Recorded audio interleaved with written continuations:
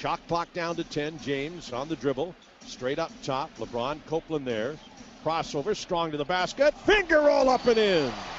Oh my goodness. How do you stop that? You know what? You don't. And we'll get a timeout called, a 20-second timeout called by Coach Vogel. You don't stop it, but San Antonio found a way last year. We'll try to look at some of that in film study today. But all of a sudden, there's a bunch of Jazz stuff to talk about again today. David Locke with you for tip-off. What's number 5 worth? What about taking cap space again and getting picks for it? And what if Dante Exum gets to 5? Are we happy or sad? It's all coming up on tip-off. Pow, pow, pow. Pow. Hey, how are you? I actually don't have my regular juice today. I'm kind of tired. See, here's what I'll share. See, look, I'm NBA fit today.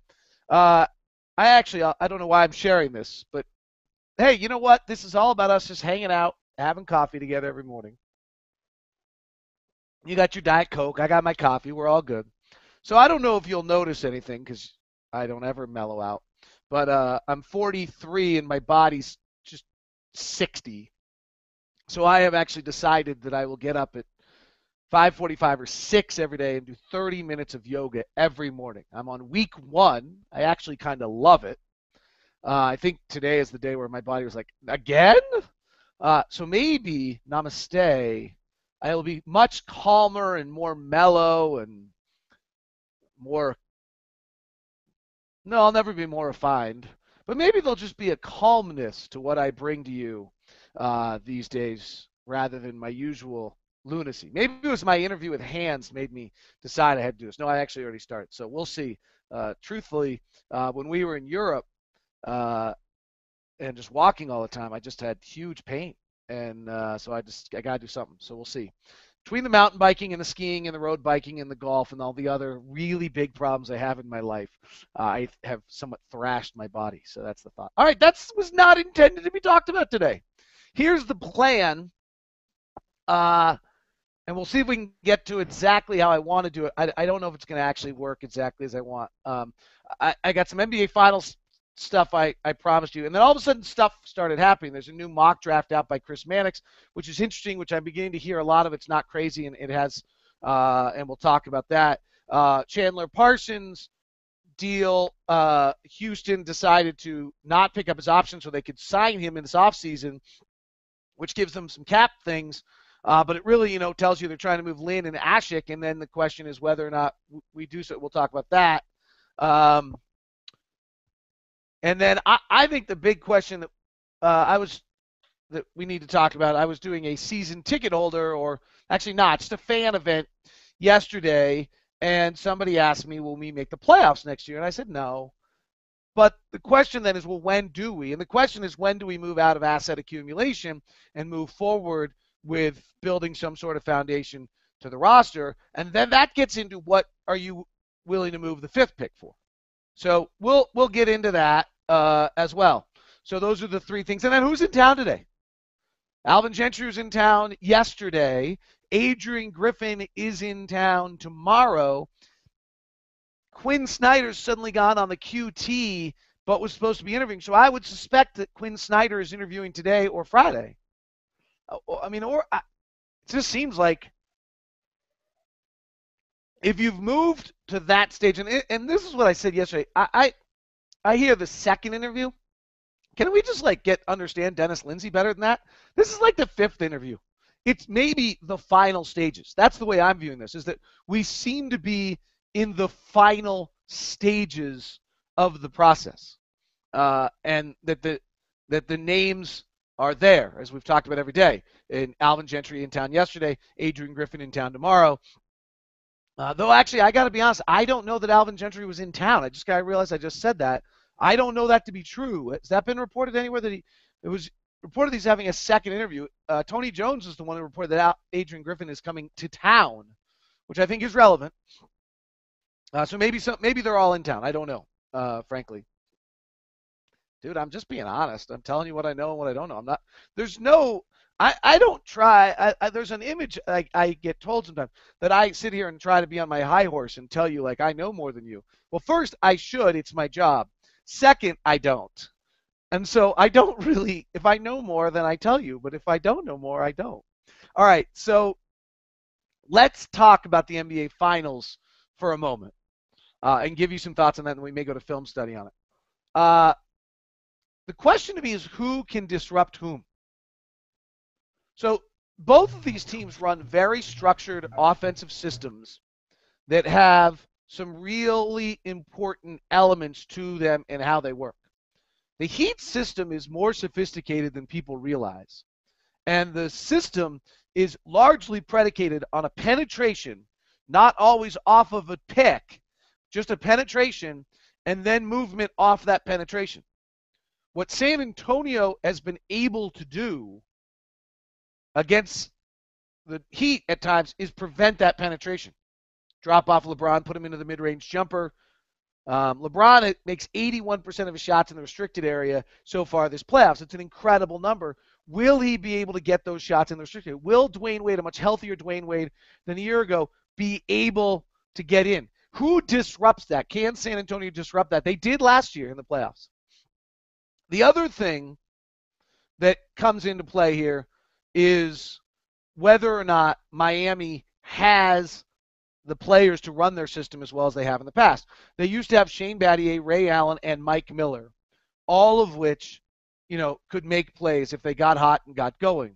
Now they have Ray Allen and Norris Cole, because Shane Battier is pretty much done. And I'm not convinced that's enough.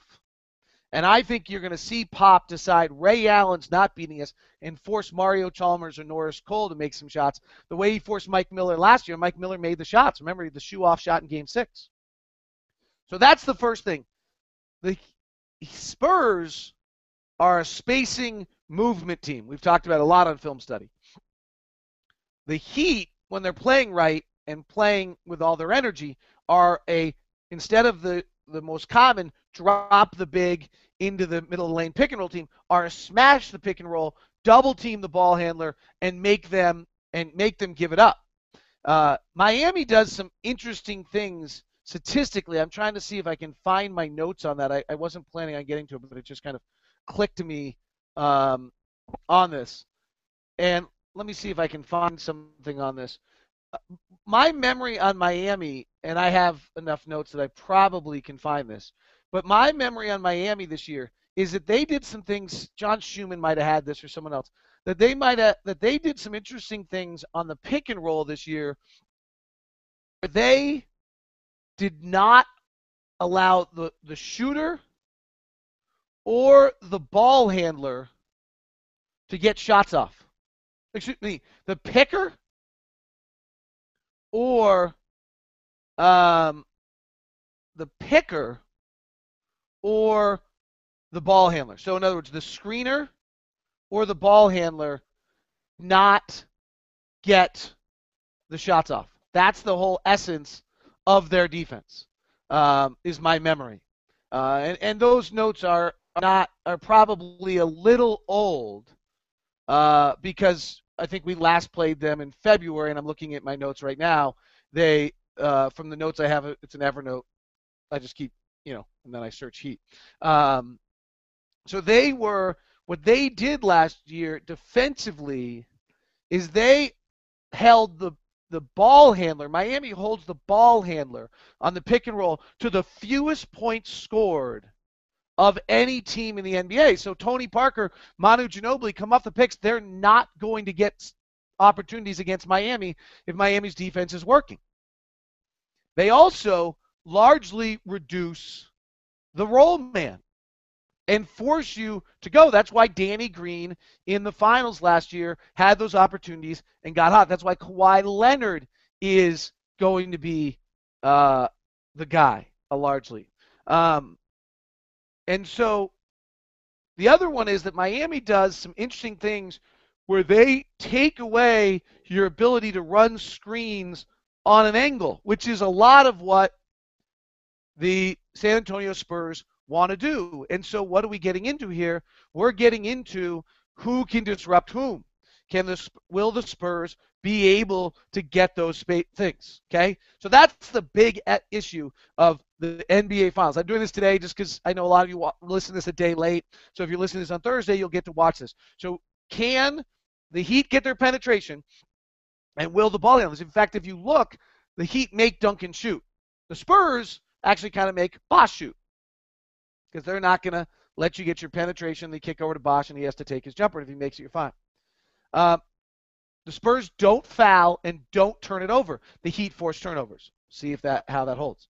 I thought a major thing in last year's playoffs were the fact that the Heat got the Spurs out of the splitter Duncan combination. I thought that really hurt the Spurs. I'm a huge fan of that combination. I think that that's a big deal. That they are remarkable defensively when they can keep that type of stuff together. And if they can't keep it together, then they become spread out, and Miami's able to attack them a bit better. The other one that gets interesting is shot location. So if you look at the corner three, which is obviously a very important shot, the Miami Heat and the San Antonio Spurs do different things on some of those corner threes. Now, the Miami Heat allowed in the season this year the third most amount of corner three attempts of any team in the NBA. The San Antonio Spurs allowed the fifth fewest. Okay? So the Spurs, who live on the corner three, are probably going to be able to get some corner three looks. Miami actually wasn't good. They allowed 40% of corner threes to be good. The Jazz were the worst in the NBA at 44%. San Antonio does not allow you to get the corner threes, and they guard the corner three at 37%. Now, if you look at it from an offensive perspective, both these teams live by the corner three. But Miami's defense, with what I'm talking about, taking away Tony Parker, Manu Ginobili, taking away the roller, are susceptible to that corner three. Miami, this is incredible, by the way. This is where this series hinges. Miami shot 696 corner threes this year. The next closest in the NBA was the Clippers at 100 less. Miami took 100 corner threes more than any other team in the NBA this year. That's their offense. And the Spurs don't let you take corner threes. Spurs took 536 corner threes, which is sixth most in the NBA, but still 160 less than what Miami took. Okay, that's this whole series. Heat offense is great when Ray Allen is going. Spurs offense is great when Danny Green is going. Why? Because Miami's going to take away the rollers. If Danny Green gets a shot, it's good. And the Heat are great because that means Ray Allen's getting his corner three. All right, that's the NBA Finals. Is the yoga doing any good? Have I mellowed out at all? Probably not. Interesting mock draft put out today by Chris Mannix that is vibing with some of the word around the league. Joel Embiid goes 1. We'll see. Andrew Wiggins goes 2. Jabari Parker goes 3 to Philadelphia.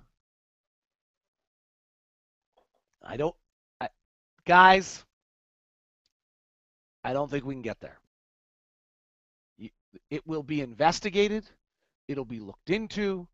It'll be, but it's not going to happen. It's just trading up in the top 3 of draft is hard to do. Marcus Smart goes 4. The Magic wanted Marcus Smart last year. They're having him in for a second workout. He and Oladipo become a defensive force on the outside. Neither of them can shoot, but an unbelievable defensive force. And then Dante Exum slides to 5. And I think there's a real chance for this, and here's why. To what we talked about yesterday, the Exum has the largest pendulum of anyone and has a significant defensive issue. You're starting at point one with him defensively. He's been playing Australian high school basketball. He's played the U19s. He is not a defensive player. Okay? Therefore, he may be really special, but you're starting, as a franchise, we're taking maybe a step back. I think there's a chance, not step back's the wrong way, but that he really becomes one of the pillars of the franchise, and now you're going to have to develop him, and you're probably getting pillar number 2 next year because you're back into a tough win season because he becomes the primary piece you're developing, and he's really raw. But he's got a chance to be fabulous. A 2 who can play the 1, or a 1 that can play the 2, who's got, great athleticism and skills. He's a pretty neat kid.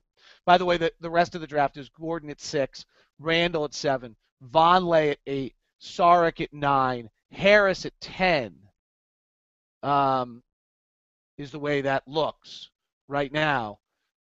Then that middle 11 through 20 just looks so good right now of players. Tyler Ennis going 20th, and then Peyton, the other point guard, 21, KG Daniels, 22, and Cleanthony early to the Jazz at 23, Switzerland, 6'11 power forward, Capella at 24, and a young Latvian 7-footers, interesting European at 25 to Houston, Shabazz Napier, 26, Kyle Anderson sliding to 27. So that's the latest mock. But there is, I think, the idea of Exum getting to 5 is in play, and the Jazz are going to have to figure out what they really know about Exum and who he is and what they think about it before, whatever, maybe Exum's going to be better than any of these guys, and you don't give up an asset to get to 5, to get to 3 if you know that he's going to be there. The other discussion, so at this event today I was at, somebody asked me, are we going to make the playoffs next year? And I said, I don't think so. And then their next question, well, when? And I said, it really depends on when we decide to get out of asset accumulation and to start building. And so part of the question is, what are you willing to move the 5th pick for? If Atlanta decides they're willing to go full rebuild, do you go and grab, and Al Horford is offered, do you take that and suddenly move and accelerate the pace to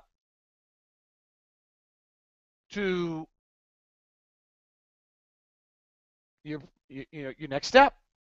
Is Al Horford a good enough player? Great passing big. I love Al Horford. Is that something you would be willing to do? If suddenly Atlanta decides he's got $12 million next year, $12 million the year after, and they decide they just want to clear space and rebuild this thing, and is that, I don't know why they would do it, but is that, Chicago's not going to do this. You start looking around at who has those kind of players. There aren't a lot of them. Chicago offers Joakim Noah, and you trade the 5th pick. I don't know. Indiana offers, I don't think anything, right? I don't think. Orlando offers Aaron Aflalo. You don't trade the 5th pick. He's just a player. You have him, frankly, in Gordon Hayward. So look down. Is there a moment in here?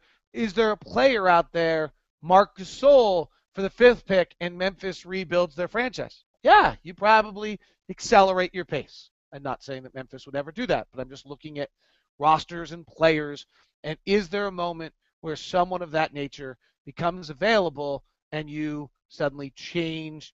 Maybe that's the moment. That's that's what we're talking about. That's where Gasol's only got $15 million for 1 year, though. By the way, so you're kind of in the same boat of where you would be with Kevin Love, frankly, the exact same situation as Kevin Love. So you might not do that. So really, this is where at some point we pounce. We have enough pieces in our puzzle that we pounce on that opportunity. I just don't know when that's going to happen. So if that doesn't happen this year, then you get into the next question, which is when Houston is trying to move Lynn or Ashik, or Chicago is trying to move Boozer to clear cap space, and there's another pronounced one in the league I can't think of right now who it is. Do you do the same thing that we did a year ago with the Warriors, and you take Jeremy Lin, who becomes your backup point guard, would improve us a good deal nearly immediately? Do you make that move and in exchange for a late first-round draft pick? I mean, Houston's going to be pretty good, and you're probably letting them make a run at Carmelo or Luol Deng or someone like that so they get even better. Better make sure they're not making a run at Gordon Hayward when you give them this cap space. That would really make it awfully silly. But that's the concept. Or Ashik, do you go get Ashik for that? If that's the kind of situation of where we have to decide what we're doing. Free agency is a funny game for us because at the end of this draft, we very well could end up with Derek Favors, Enes Kanter, Rudy Gobert, Gordon Hayward, Alec Burks, Dante Exum, Trey Burke. That's 7 players. You have another first-round draft pick, which is 8. You re-sign Marvin, which is 9. What are you signing free agent? Now you make your trades. Now you go get Jeremy Lin as a backup in exchange for a first-round draft pick and use your cap space there. 9. Maybe you go get Ashik for another first-round draft pick. It's 10. Your roster's done. Right? It's the way the roster's being built. I told you there was a lot of stuff today. Alvin Gentry seemed to be in town yesterday, as I said. Jody has tweeted there was an interesting exchange between an ESPN reporter and one of our fans about Gentry. I haven't read it, but I just saw that it went up, so you feel free to grab that and take a look at what he thinks. Remember, that's one person's opinion. Either way, I haven't read it. All right. Have I covered everything? I forgot to turn on questions and answers today, I think. I'll bet. I know I did. I just right now, the minute I said I didn't do it. This feature is disabled. My fault. Sorry. All right. Exum 5. What is 5 worth? Cap room. Okay. Let's see if I can find. I just lost the window I was looking for. Let me see if I can find what I want to find. I'm going to try to find last year's NBA Finals and look at LeBron's shots is the hope. When San Antonio kind of went to their defensive system and caused LeBron the trouble. Now, I am not sure whether the box score I'm pulling is going to let me do this. It is. How wonderful. 20. This was a pretty good. Let me go back.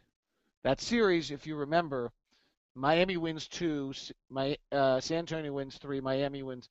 So let's go to Miami losing game 4. Oh, wait, no, I'm in San Antonio, so I have it backwards. Here we go. Let's go to San Antonio winning game 5 to take the 3-2 lead. And what they did to LeBron on the night where he goes 8 of and you'll see where we talked about how these shots played out.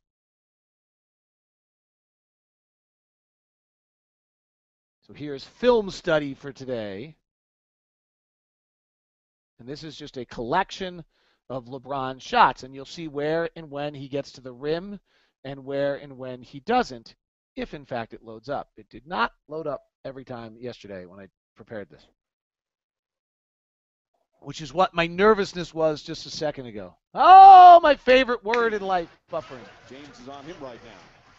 Bad pass from Green, stolen So by open Chalmers. court. Chalmers lobs it up to James, and he misses the jam. Wade and Green battling for it down low, still loose, and a held ball. I'm not getting the opportunity Mike to Miller mute this. shaking up on the play. Okay, so again, Miami's defense also has to create this open court opportunity for them, which is where they all get going and gets them flying, and San Antonio doesn't like to turn it over. And couldn't be more excited for this series. So here's LeBron being guarded, and this is how you're going to do stuff. Their whole offensive game plan, by the way, is both teams threes off offensive rebounds is a whole part of their structure. So when you get into half-court set, San Antonio's going to drop back. They're going to try to take away the penetration game. Diaw's guarding him. Their whole offense is predicated on him driving. Here's a pull-up jumper he misses.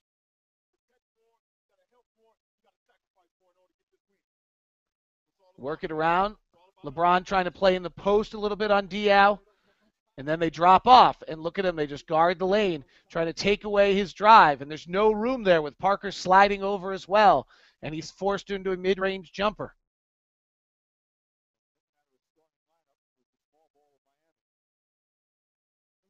We'll move it to the next one. I don't know why. I can't accept. I don't have all of my. Here's LeBron again, trying to drive, trying to work inside, and he gets over Gary Neal, but he's not able to get to the rim. That's what he wants to do, is get to the rim. Instead, they're going to get a turnover here, and they'll get into the open court, and that's obviously where they've got to be able to outrun. And there's nothing like that in this league. Again, here's another one. Off the rebound. I don't know if Miami can run like this and get out like they used to. Quick action. LeBron attacks on Duncan before their defense gets set. Now they're into their game where they've had their penetration, and they've got Duncan on a mismatch. They try to slide into the paint on this one, but LeBron goes to the baseline side, which is a really brilliant move by LeBron.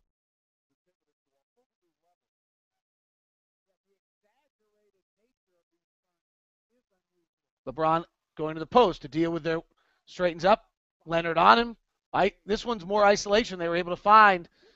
That's a nice adjustment by Spoelstra right there to be able to get that look for that more, that isolation post, because it prevents the Spurs from bringing the second guy over and clogging the paint.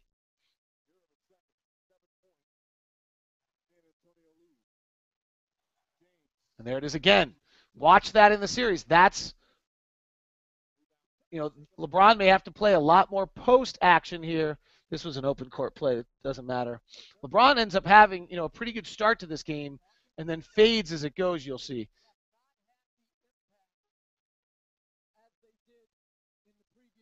Here comes an open court trailing. Bang. Into their action. Now they're rolling a little bit and their ball's moving. Wade gets minor penetration and then sets an illegal pick for LeBron. If you're on audio, I apologize. This one's not great for you today. You probably have left us already. And here they're just laying off LeBron. You can see it. They're going to take away. This is the whole Spurs game. Can they take away the drive and kick? They're just going to leave that shot right there for LeBron the whole time. And LeBron's had. What have we seen? We've seen some post-ups. We've seen one. This is from Game 5. We saw one penetration to the basket. And again, open court opportunity is where he's getting things.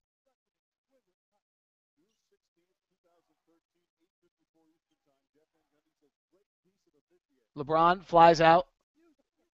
Now Diaw's up on him a little tighter here, but still forces him into an outside jump shot. Did LeBron get tired in this game? Possible.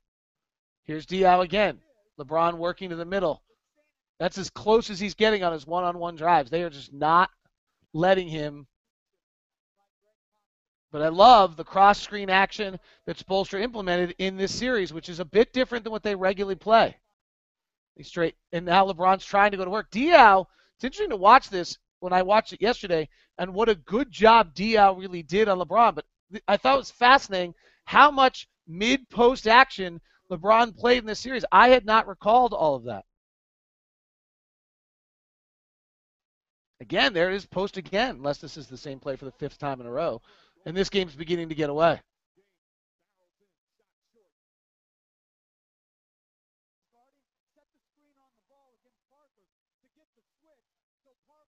Now Leonard's going to guard him. And this one's just about done, so we'll switch. And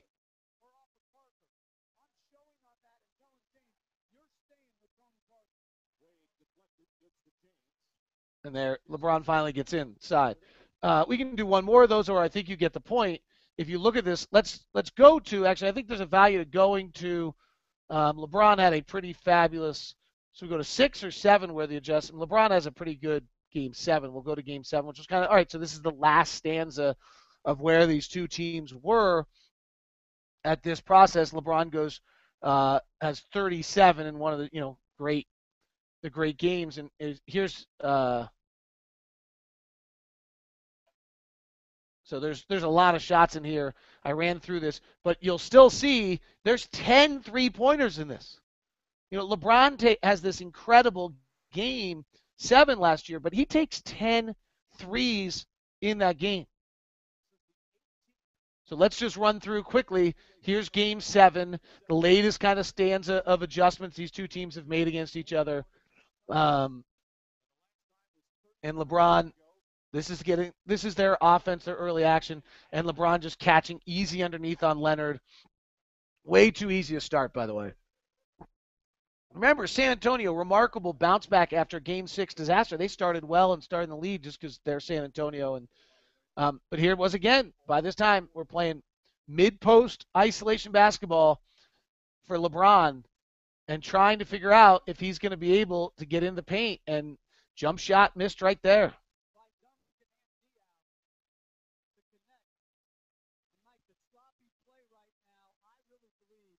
LeBron's open floor, locomotive, driving to the basket stuff.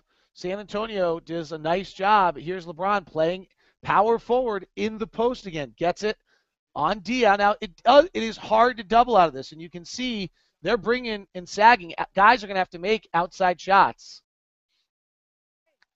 in this series, and they don't have all the same guys they had in the previous series. They don't have Miller. It's going to be Chalmers and Cole are going to have to make shots for this team.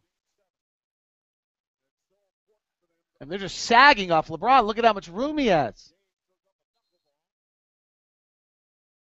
And what's incredible, if you look back at this Game 7, is the start we're watching LeBron have right here and how he was still able to get through this.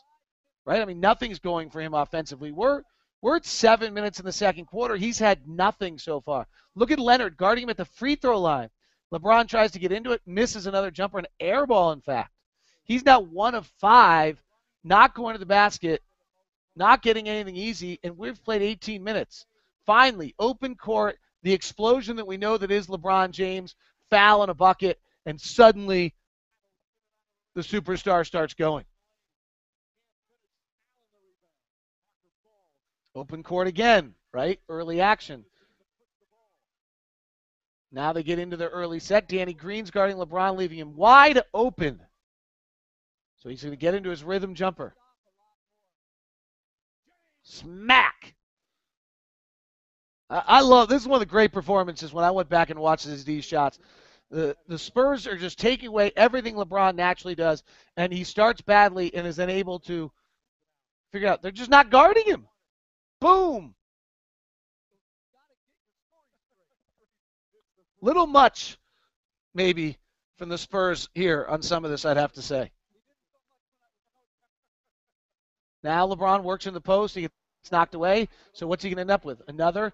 Leonard's on him right here. And look at him retreat. Look at him retreat. I mean, they just play off of him. All right, I'm going to shoot another 3. And I'm going to miss. And you know this is messing with his head. And yet, here we are in the biggest game he's ever played in his career, and he's going to answer it. You don't have to watch all 25 with me, but I might because I've done it already. I love it. I mean, look, the key thing here is, look, this is where LeBron usually wants to explode to the basket, and in this series, he just didn't believe he could do it.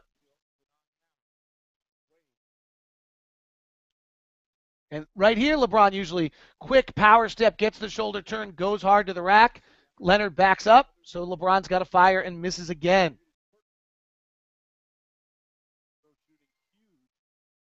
This one's just a tip in.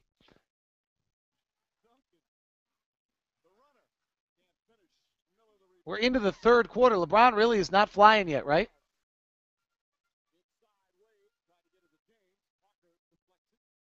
Little scatter play. All right, we just won't guard you. Bang.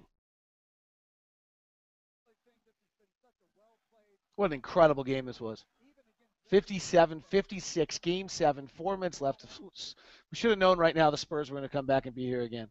But look at where Kawhi Leonard is guarding LeBron, disrupting their entire system.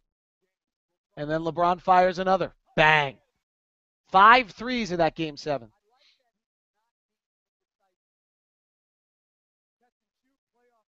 Look at where he's guarding him. He's at the elbow.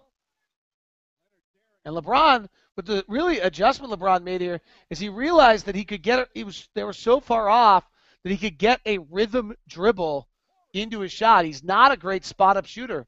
And so by getting the rhythm dribble as the adjustment, I cannot imagine the Spurs will allow him to get the rhythm dribble. But again, look at where Kawhi, it's the same story every time. Leonard, that's an incredible amount of airspace. LeBron does not hit that one. The other interesting one is, we suddenly don't, when they're not guarding him, we don't see the mid-block play here in Game 7 we saw as much early. He wasn't having success with it. Here's where LeBron usually is coming off that high pick and roll. Instead, this time it's a pull-up J. So this is how San Antonio will disrupt the system. It's hard for me to find video that shows you how the Spurs pick and roll gets disrupted, but I'll try to do that for you for tomorrow. I think we've probably seen enough of this, except for the fact that now we're into the final shots of one of the great games in NBA history, so we probably should stay with it. You're welcome to go away, but I'm going to stay with it. This is what I just do anyway. And now we're into, I believe, we now move to the fourth quarter. Miami by 4. Look at LeBron's effort, and we're just watching his shot attempts. It's just incredible, though. Here he comes. And Duncan now with the matchup. They switch it to Ginobili. This is where LeBron usually comes out this pick and roll and just attacks. But he couldn't get it. Ginobili's tighter than most. And now LeBron's just feeling it and starts to fire things. Or trying to will it. 4:52 left, 4-point game. What a game this was. What a series this is going to be. Leonard plays off. LeBron gets the elbow. Now they're a little tighter, right? We're seeing a fourth quarter adjustment from the Spurs here. They're not given that same airspace. I think they'll be closer to this. And then LeBron's going to have to figure out if he can drive again. If you see LeBron being able to drive, then San Antonio really doesn't have an answer. Mike Breen's so good, by the way.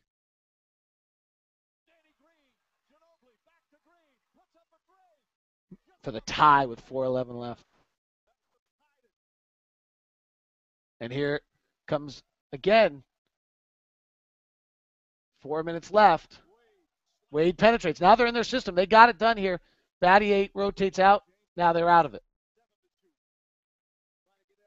And they actually, it's interesting is they went to a little bit of this trap here that may have disrupted a little bit of LeBron late. By the way, LeBron's rebounding in this game was not talked about enough. 5-point game, 2:30 left. How are they going to guard LeBron now? Now we really find out. And we find out what the Heat believe. Mid-block. Going mid-block. Get that isolation. Straightening up. Look at the defense. You're not driving. Danny Green's cutting this off. Leonard's going to take away the baseline. Ginobili and Duncan are ready to come. This is where Duncan's going to start coming. If he starts penetrating, Bosch pops out. Bosch got to hit that shot in the series.